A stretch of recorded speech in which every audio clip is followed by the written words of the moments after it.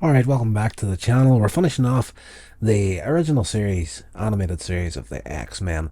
Absolutely fantastic. At the end of the prior episode, Senator Kelly was rescued by the X-Men, but swiftly kidnapped by Magneto, and we open up the episode with Magneto planning to kill Senator Kelly so he can get the humans and the mutants fighting with each other.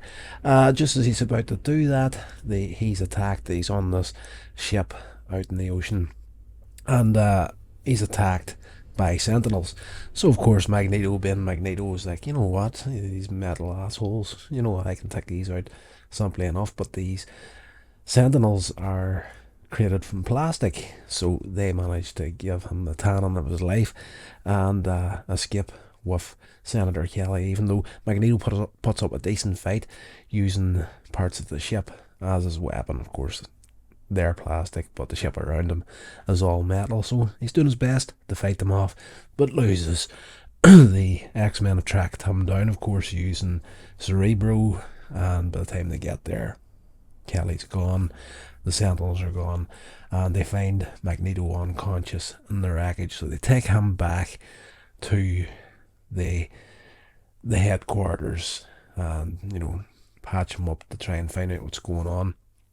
Kelly's taken by the Sentinels to Trask and Master Mold, revealing they had not been destroyed on Genosha.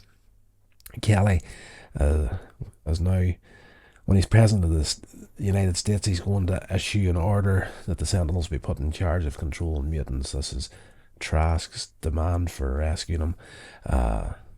Sentinel does not carry out one of Trask's orders. Master Mold reveals that he's now in charge of the Sentinels, and he plans to replace the brains of the world leaders and turn them into robots that he can control. Starting off of Kelly, but he has sent our Sentinels out to track down other world leaders.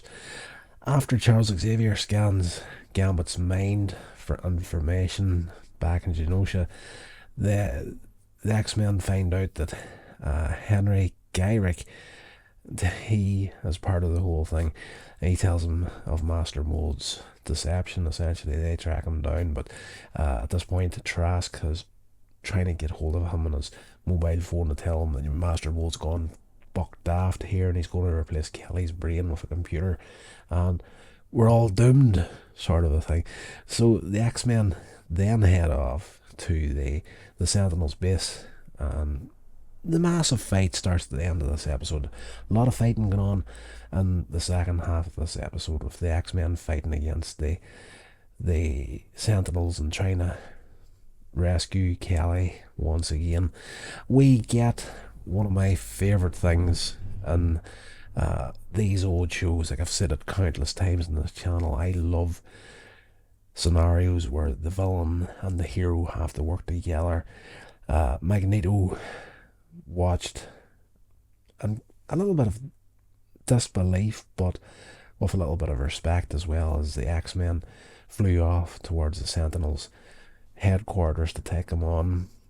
And he's like, you know what, the brave always die first. Heroic, brave idiots, sort of a thing. But when the fight is happening, Magneto turns up in the middle of it and rescues a few of the X-Men, joins in the fight.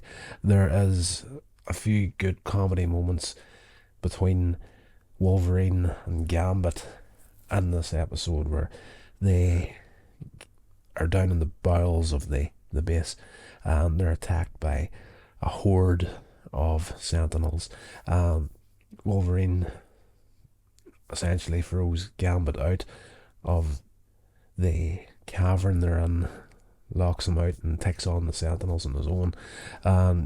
You don't get to see much of that, but Gambit eventually gets in to help him.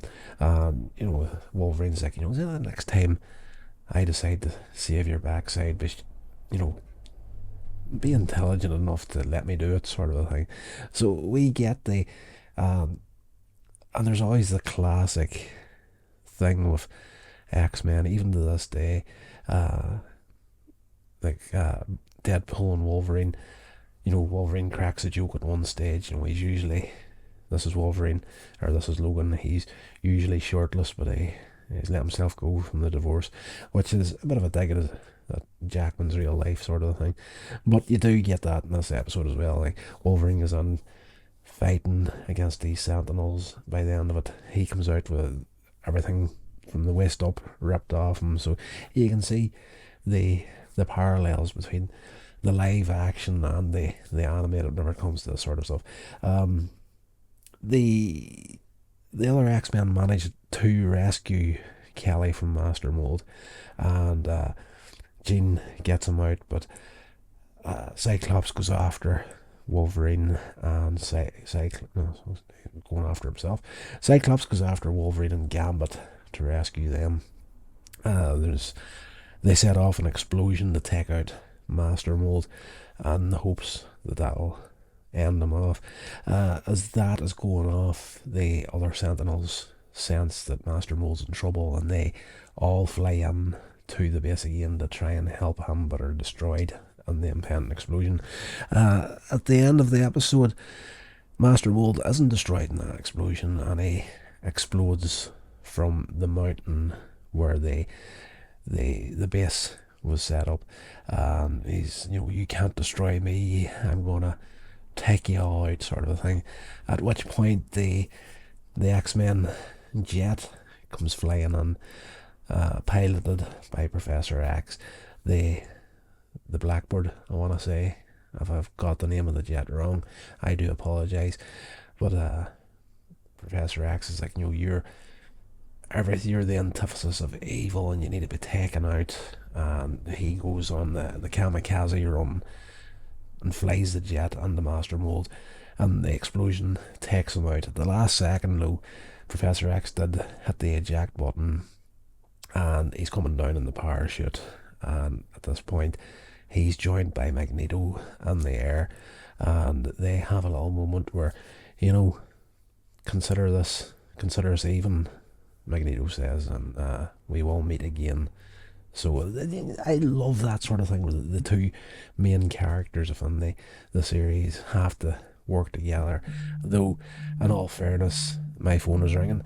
In all fairness, Professor X probably didn't realise that Magneto was part of the fight till the end here, but Magneto turns up to take the credit and say, okay, we're even, I'll see you in the next time.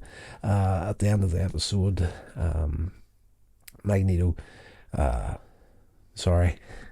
Professor Kelly releases a statement showing his changed opinion on the mutants and how they could benefit from, protecting the mutants, protecting humanity. Beast is then released from prison at the end of the episode, and Cyclops and Jean have a picnic somewhere, and he asks her to marry him. As that's going on, we see this taking place on like the CCTV monitor, and in the background you hear a voice saying, "Sinister's watching you." I think that was the words he said. So setting up Sinister for season 2. I did read somewhere, however, that they didn't know they were going to get a season 2 until the very end of the episode.